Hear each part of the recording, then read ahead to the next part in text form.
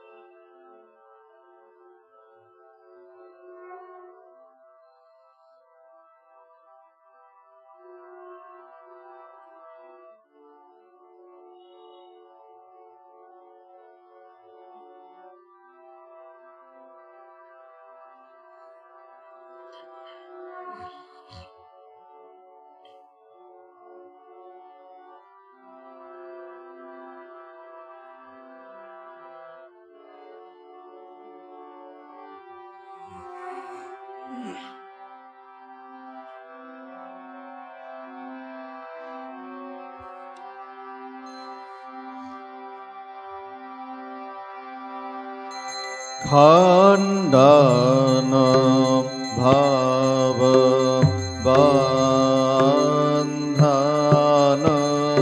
jaga bandhana bande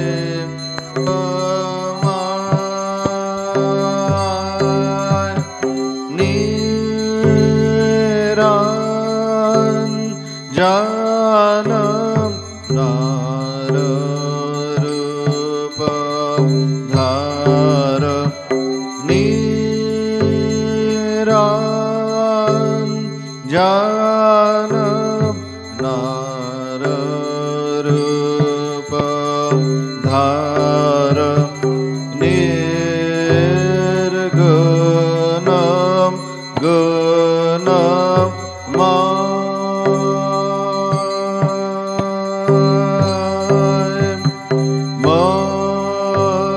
Chanam Agham Dushanam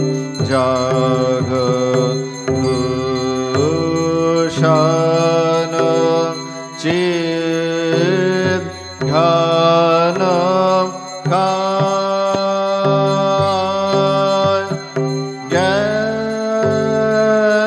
Gyanan Janam Bimalam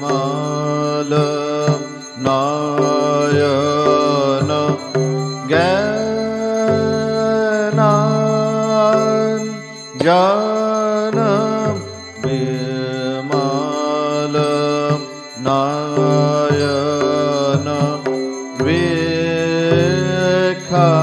Vikhanem Moha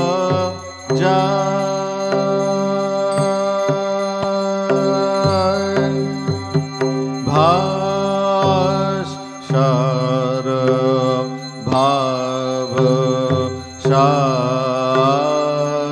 Shagaram Chira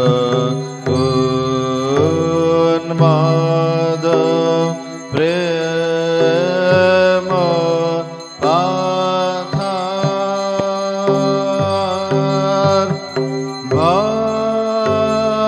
Bhaktar Janam Yugalam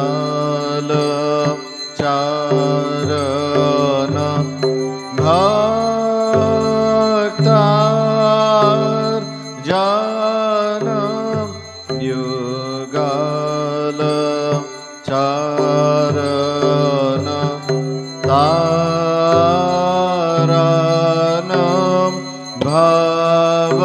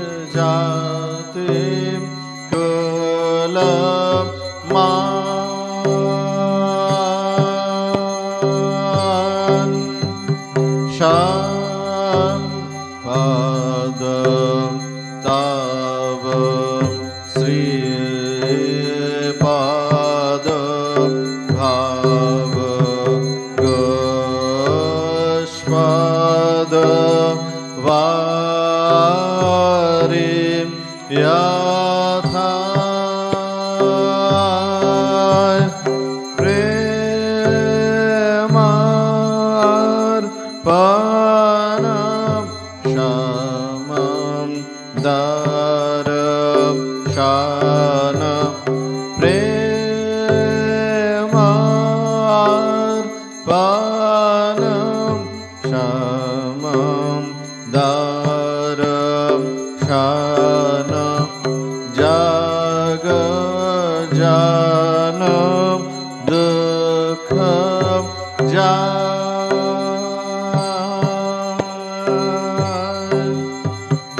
संपद तव श्रीपद भव गोष्पद वारियथाय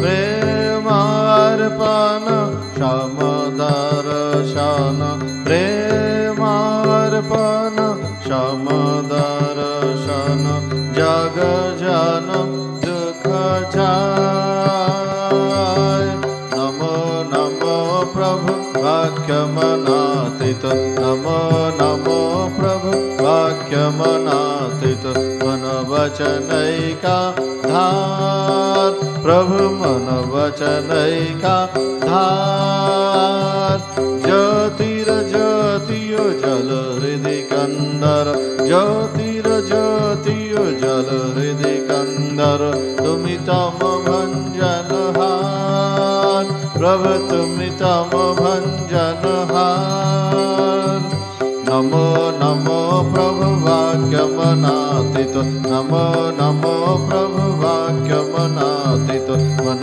वचनैका धार प्रभु मन वचनैका धार ज्योतिर ज्योतियो जल हृदय कंदर ज्योतिर ज्योतियो जल हृदय कंदर तुमि तम भंजनहार प्रभु तुमि तम भंजनहार ध लंग रंग भंग बाजे अंग शंग मृदंग ध लंग रंग भंग बाजे अंग शंग मृदंग गाइछे छंद भक्त वृंद आरती तोमार गाइछे छंद भक्त वृंद आरती तोमार जय जय आरती तोमार हर हर आरती तोमार शिव शिव आरती तोमार खानदान भाव बंधन जग बंधन बंदे तमाय जय श्री गुरु महाराज जी की जय।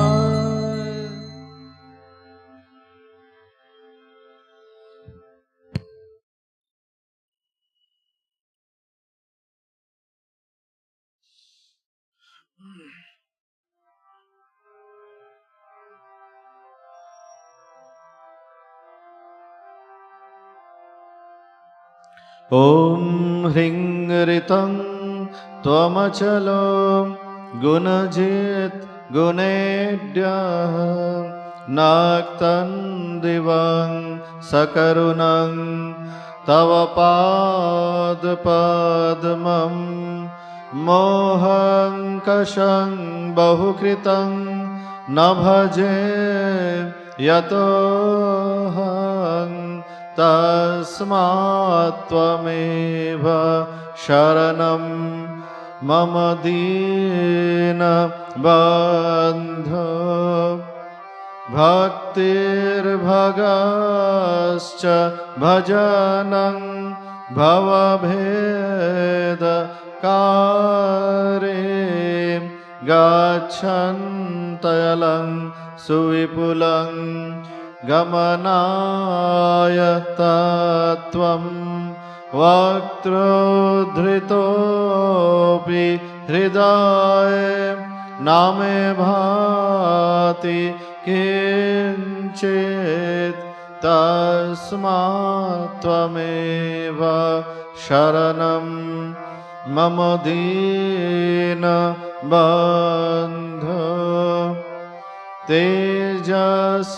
तेजस्तरन्ति तरसां त्वयि तृप्त तृष्णां रागे कृते ऋतपथे त्वयि राम कृष्णे मर्त्यामृतं तव पदं मरणोर्मि नाशं तस्मात् त्वमेव शरणं मम दीनबन्धो कृत्यं करोति कलुषं कुहकान्तकारे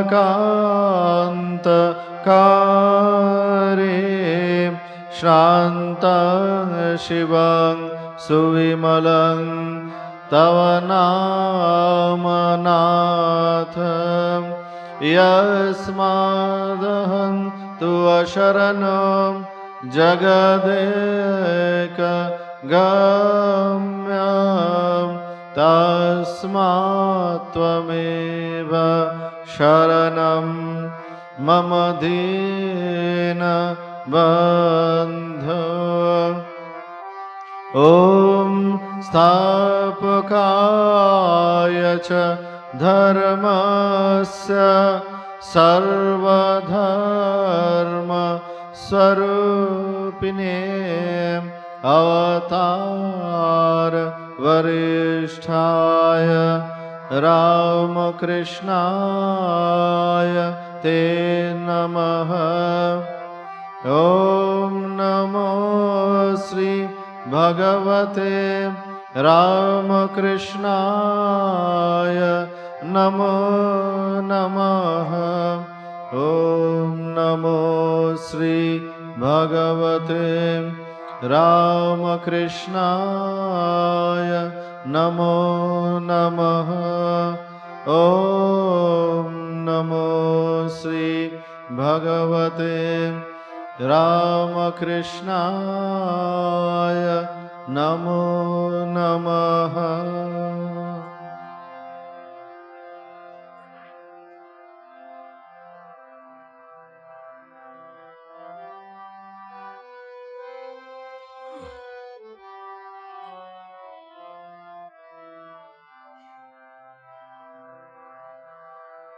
ॐ सर्वमङ्गल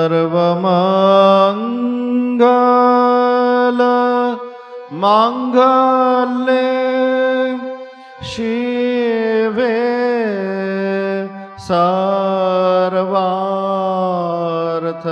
साधिके शरण्ये त्र्यम्बके गौरी नारायणी नमोस्तुते। सृष्टि स्थिते विनाशानां शक्ति भूते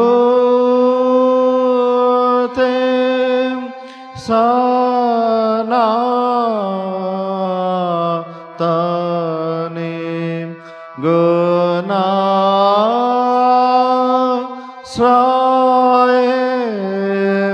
गुणमये नारायणी नमोस्तुते।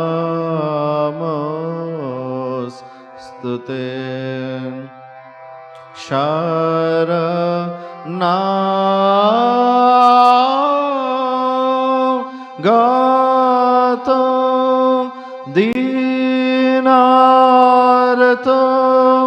परित्राण परायणे सर्वस्यार्थे हरे देवी नारायणी नमोस्तुते। जय नारायणी नमोस्तुते। जय नारायणी नमोस्तुते।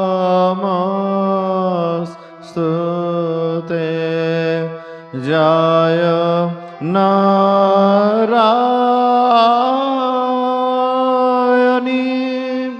Namostute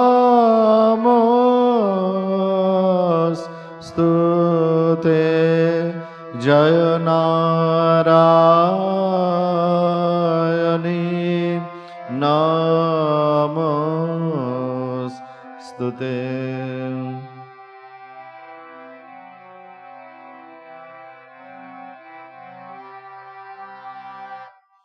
जय महामाई की जय।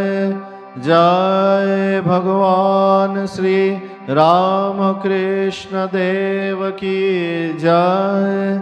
जय स्वामी जी महाराज जी की जय।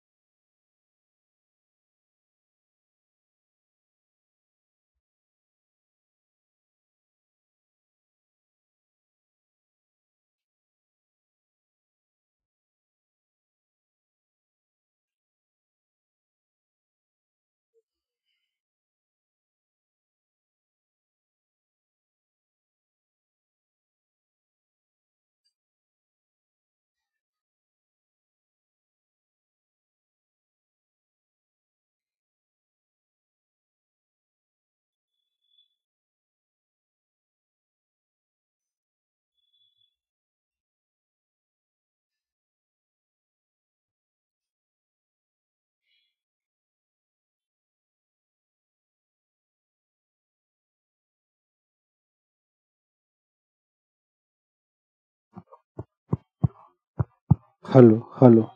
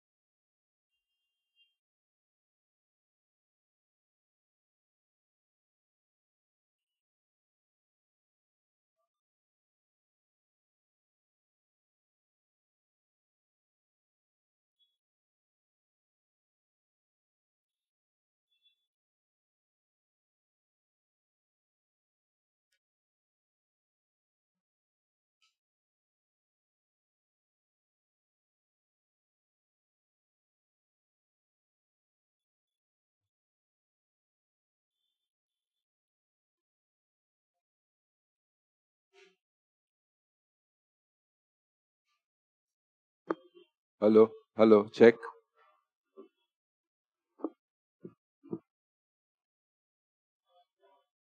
Hello, hello, check.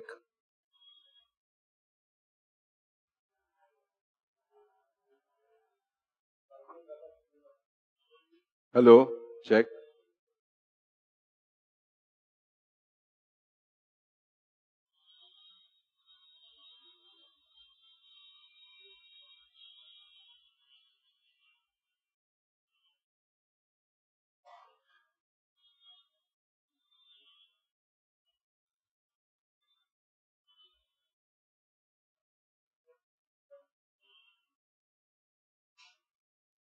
Namashri Atirajaya Vivekananda Sure Satchit Sukhasvarupaya Swamine Tapaharine.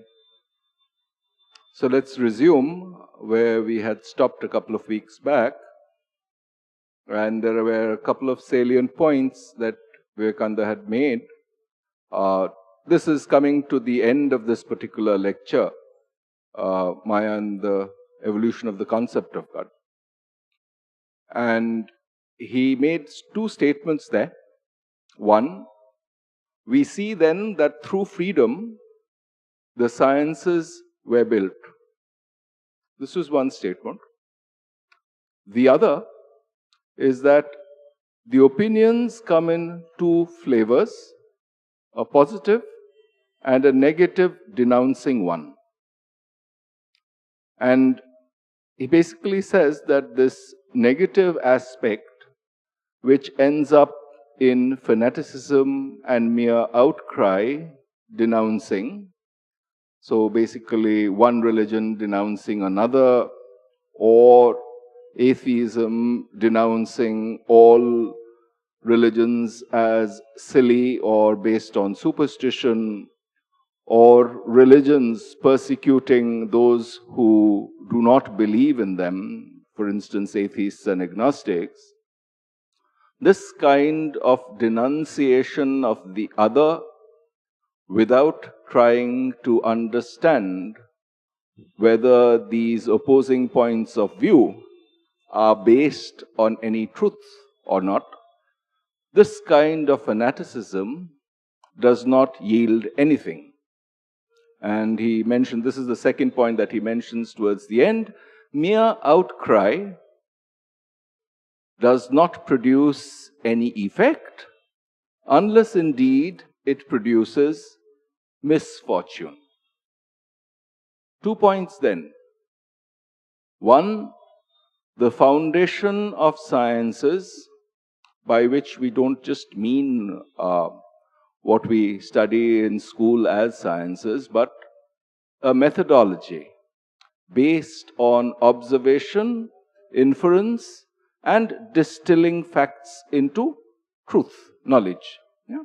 This procedure, guided by one supreme value, namely truth.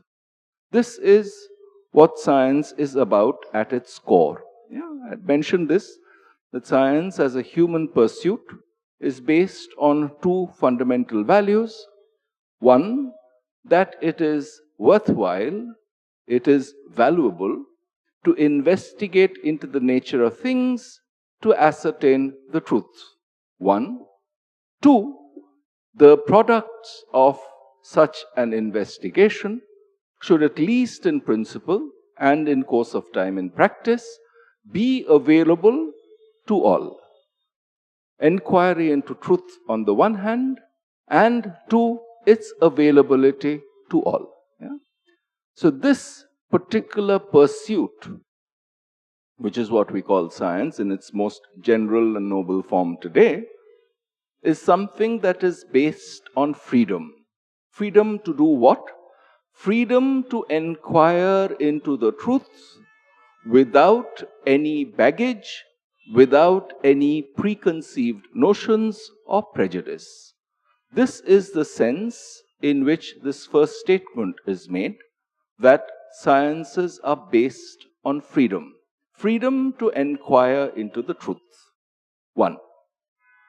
Next, mere outcry of fanaticism, not based on a proper inquiry into the opposing standpoint, opposing point of view, does not produce any good and might well produce harm. So freedom on the one hand, freedom to inquire into truth on the one hand, and the negative aspects of fanaticism or denunciation, mindless denunciation on the other. These were the 2 points that we had concluded with last time.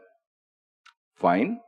How do we extract, one, the positive part, namely the freedom to inquire into truth on the one hand, two, not get trapped in the in the marsh of fanaticism? How do we go about doing that? And really, this brings us to the value. So, inquiry into truth, as I said, is one.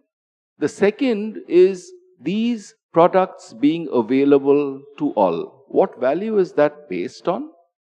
It's basically what we call in day-to-day life unselfishness, namely a certain Catholic love or compassion or benevolent kindness by which one does not hold on to specific benefits to give oneself privilege, but makes it available to all. These twin values then are the positive aspects. On the one hand, inquiry into truth. Truth is the value. On the other hand, making it available to all without sort of claiming special rights to a certain kind of knowledge.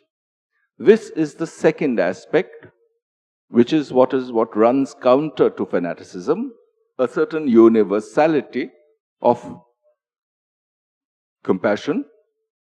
See, typically we are accustomed to thinking of love or devotion as something that is that taps into our emotions.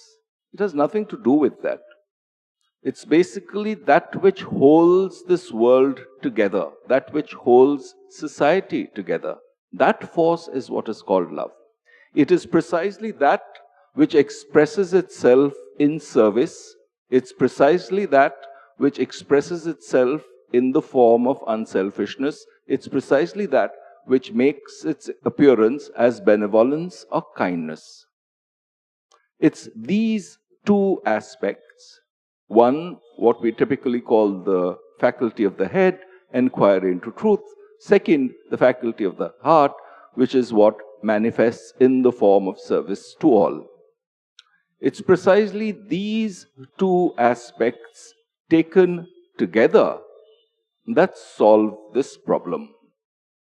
And we see these most manifest in certain individuals who come from time to this world, appear and embody these values to a great extent. So, if these values were merely abstract and not something that you could see in human beings, then they would really be of no value to us. On the other hand, these do manifest to a tremendous extent in certain individuals who are accorded respect by a large part of humanity as world teachers. Essentially, they tell us ways out of this mystery that we call life. This is the point where today's discussion starts. There are others who had sympathy in their hearts. This is, in a nutshell, what we were talking about. Yeah? This compassion or a certain universality of love or Catholic love or benevolence or compassion, etc., whatever words. Vivekananda here summarizes this as sympathy in their hearts. We could also call it empathy. Empathy in the sense that it's not some kind of emotionalism, but a capacity to identify with the fundamental concerns of those who we regard as the other, and who understood the idea that we must go deep into the cause. Otherwise, mere denunciation has nothing positive to recommend it. These were the great saints. One fact you must remember, that all the great teachers of the world have declared that they come not to destroy, but to fulfill. Many times, this has not been understood, and their forbearance has been thought to be an unworthy compromise with existing popular opinions. Even now, you occasionally hear that these prophets and great teachers were rather cowardly and dared not say and do what they thought was right. But that was not so. Fanatics little understand the infinite power of love in the hearts of these great sages who, excuse me, who looked upon the inhabitants of this world as their children.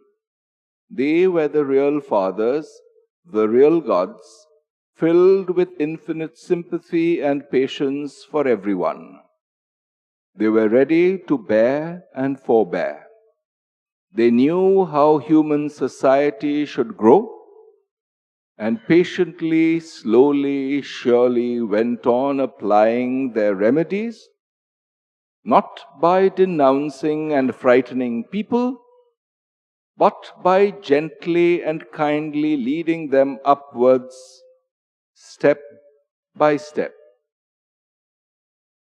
Such were the writers of the Upanishads.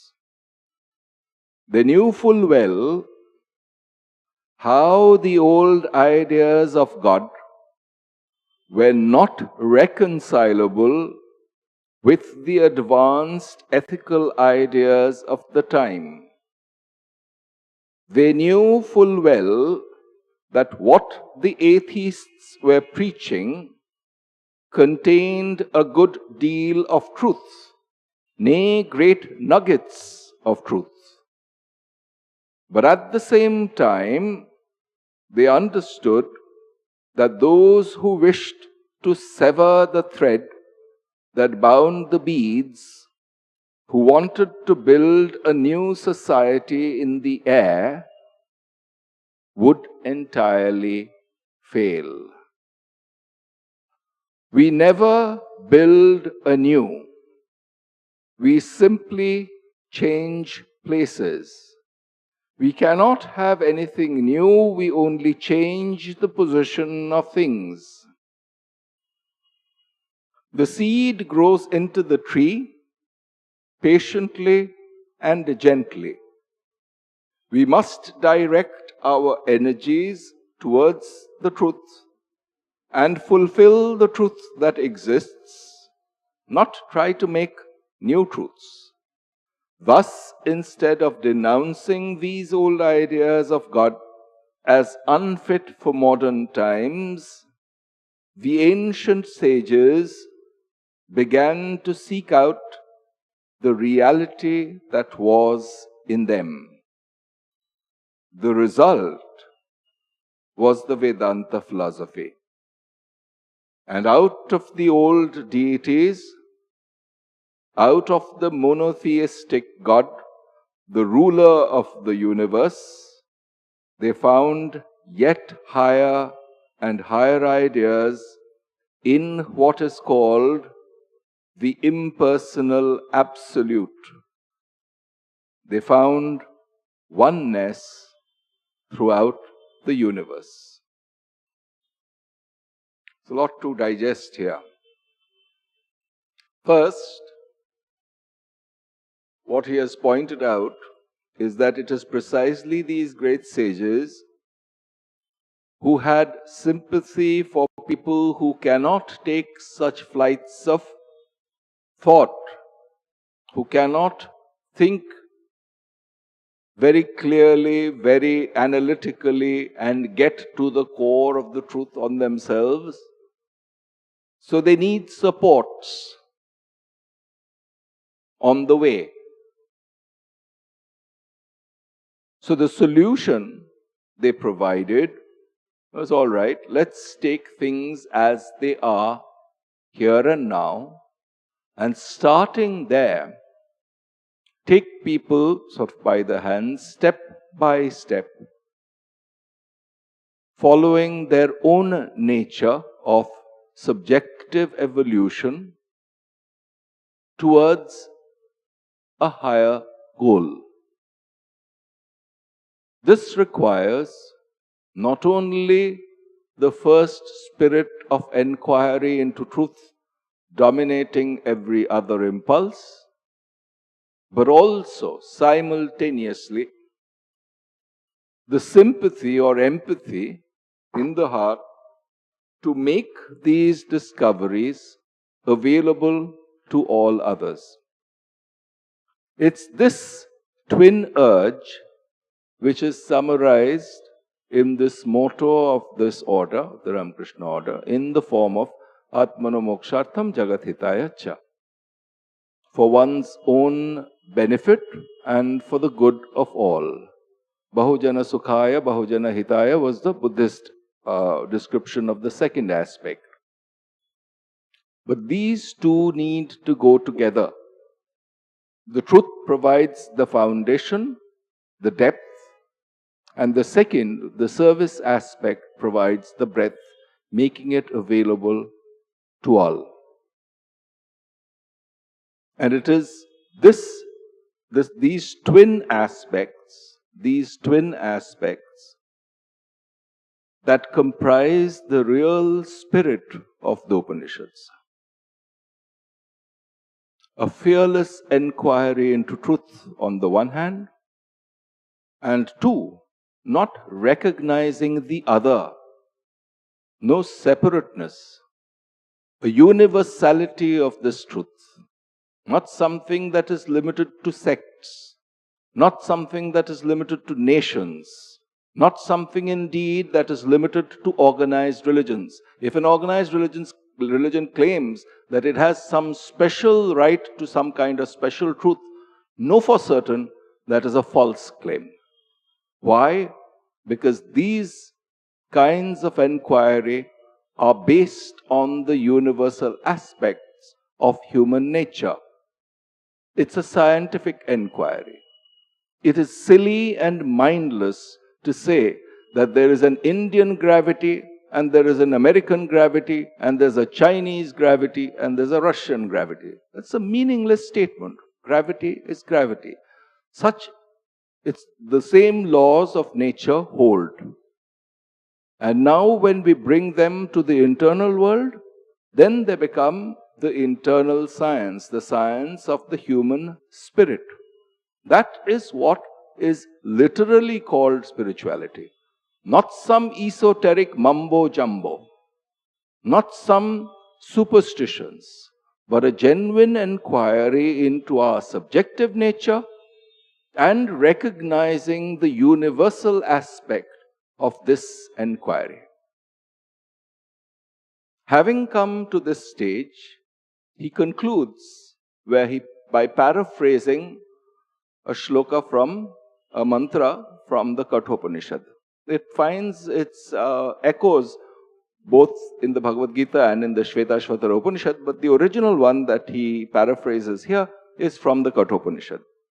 He who sees in this world of manifoldness that one running through all, in this world of death, he who finds that one infinite life, and in this world of insentience and ignorance, he who finds that one light and knowledge, unto him belongs eternal peace, unto none else, unto none else. Here the lecture ends.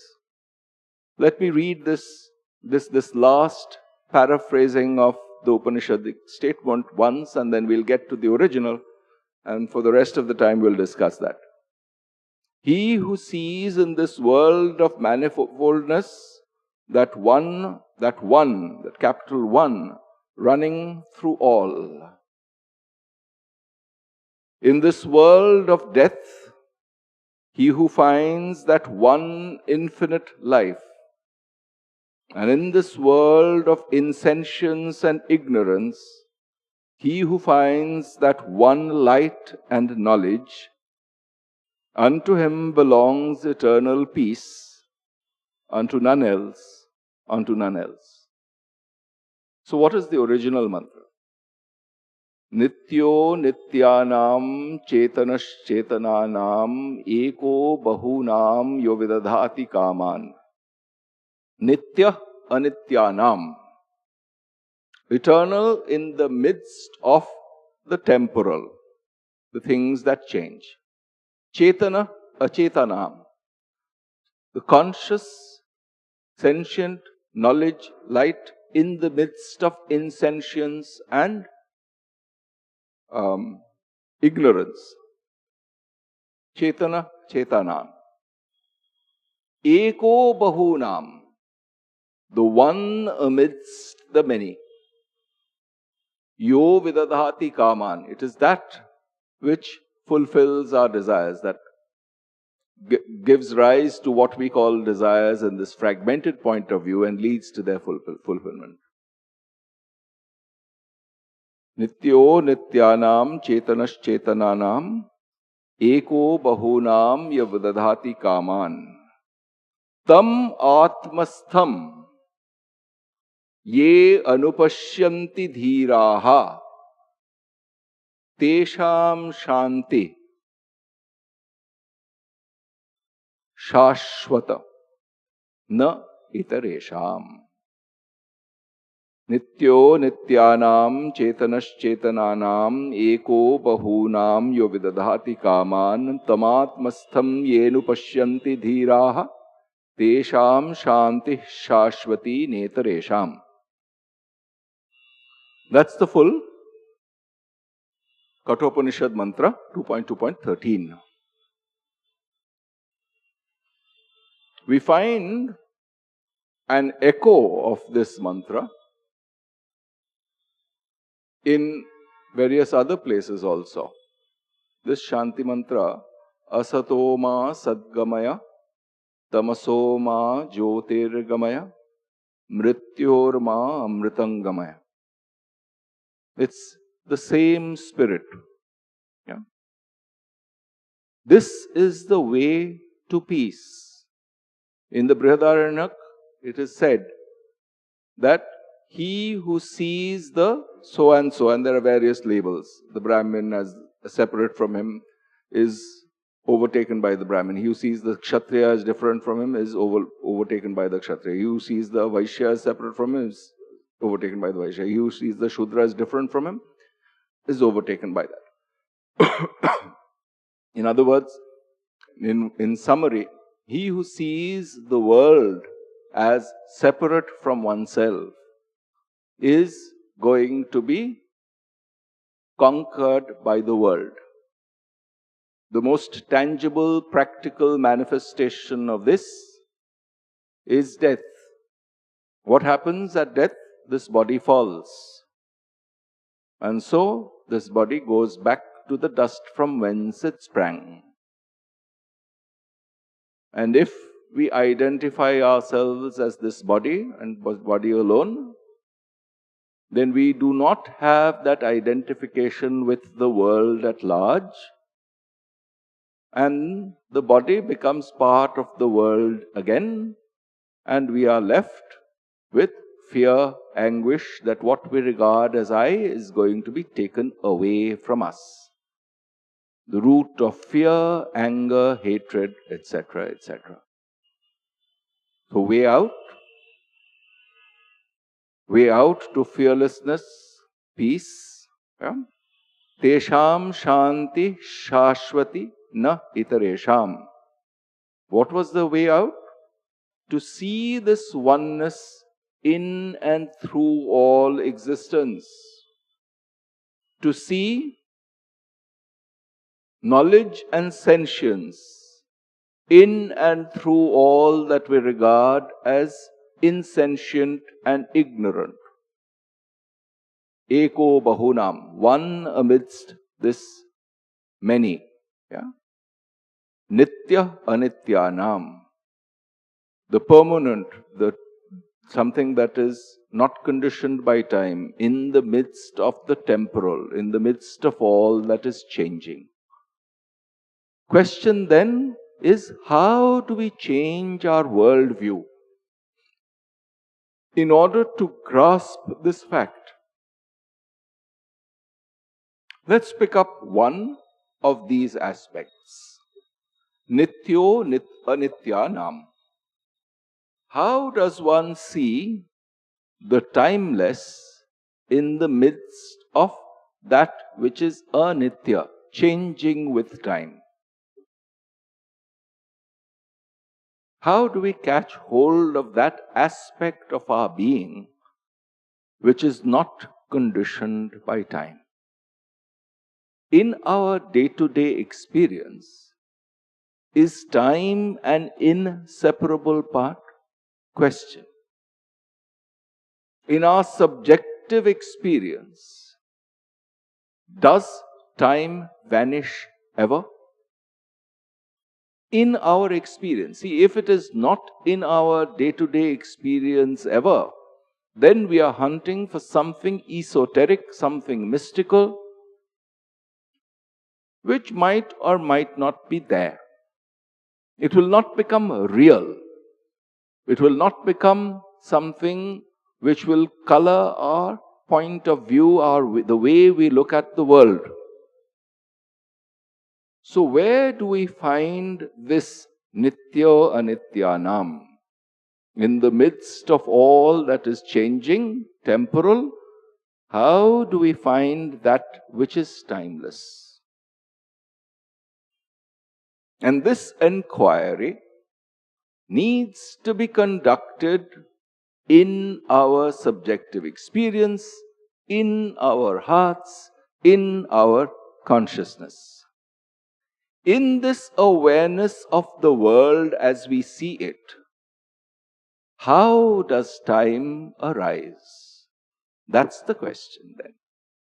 Because anything which comes after the notion of time has arisen in our awareness, such a thing is going to change with time because its existence is based on time.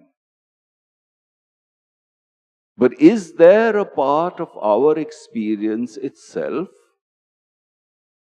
which is not conditioned by time? Indeed, there is.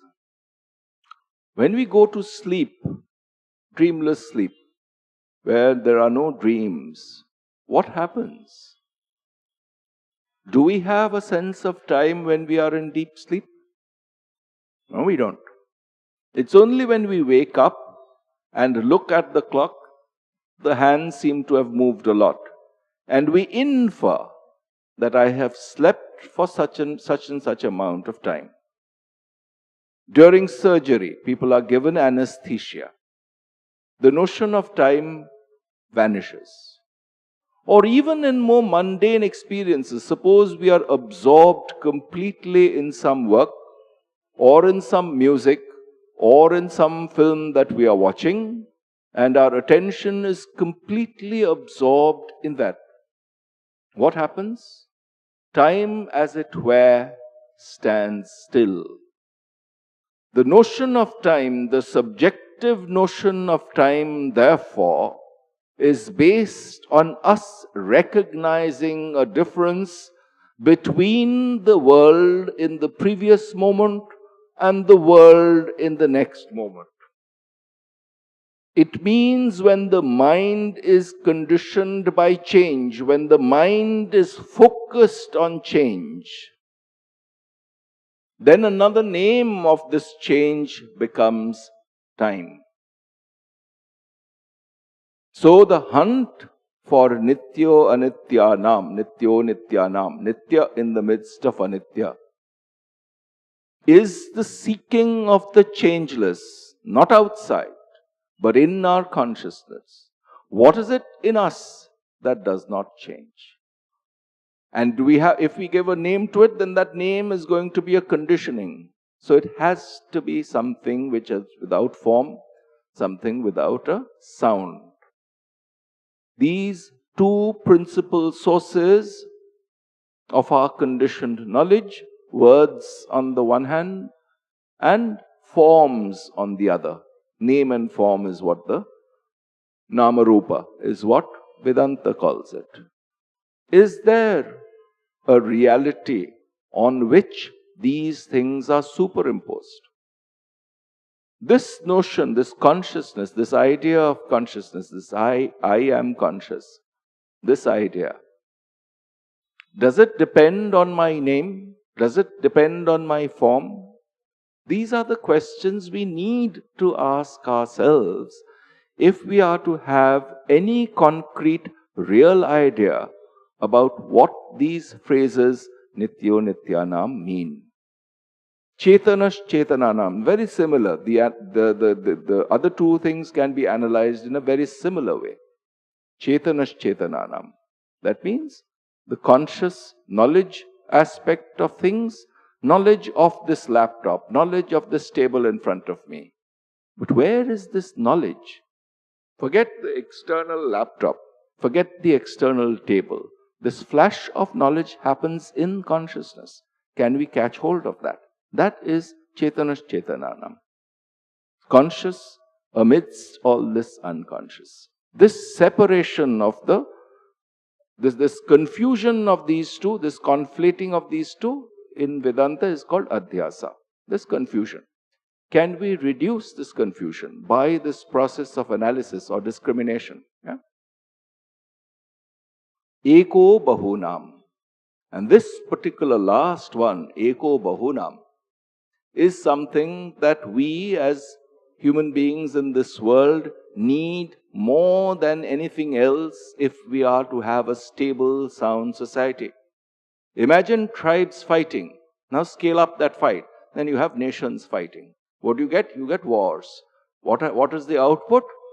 One group of people destroy another group of people. Very little difference genetically. But this instinct of self-preservation in the form of tribes takes the form of wars between nations. Takes the form of anger, hatred, fear.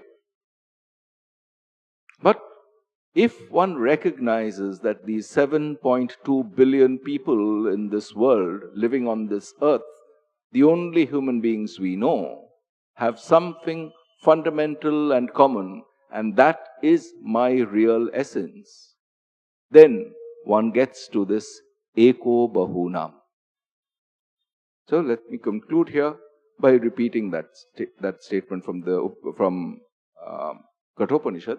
Nityo nityanam chetanash chetananam eko bahunam yo vidadhati kaman tamatmastham, that in the core of one's being. That means that this removal of duality has to be in one's consciousness. Tam atmastham, in oneself. Tesham shanti shashvati netaresham. Tamatmastam ye anupashyanti dhiraha. Dhiraha. Dhi means this directed intellect. Yes? With unification of feelings and this analytical ability.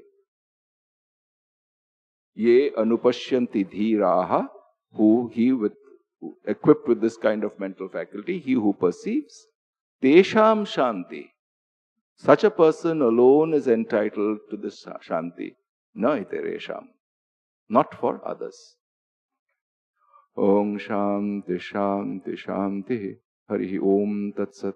Shri Ramakrishna Arpanamastu.